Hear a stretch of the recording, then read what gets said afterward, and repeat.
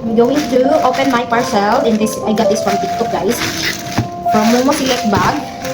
So since I don't have shoulder bags to use anymore, guys. Oh, and this is a jelly bag DI, guys, and I got this from TikTok, and I ordered it because I think it's very durable and afford. Oh my god, it's so cute! Look at this bag! Hello! Hello! Oh, I love this bag so much. Oh, mukhang matibay naman siya. And look at the details of this bag, guys. Hello! Sobrang sturdy din niya. Tumatay siya mag-isa.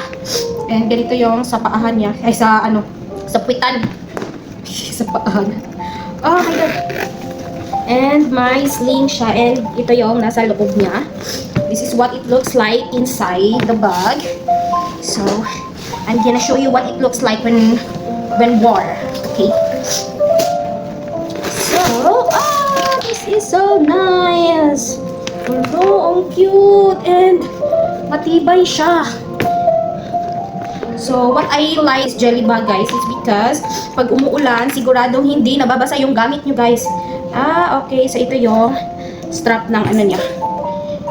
Yung pinaka-strap niya. And okay lang. Oh my god. Maganda siya. And adjust na pala yung ano niya, guys. Hala.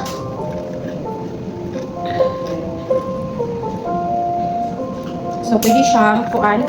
Ganito lang. And pwede siyang shoulder bag, of course. Malamang. Okay. So, try natin.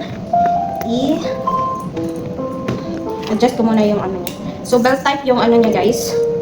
Yung pinaka-sling. And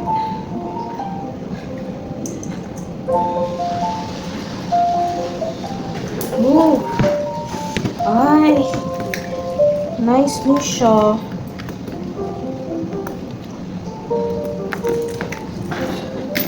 So,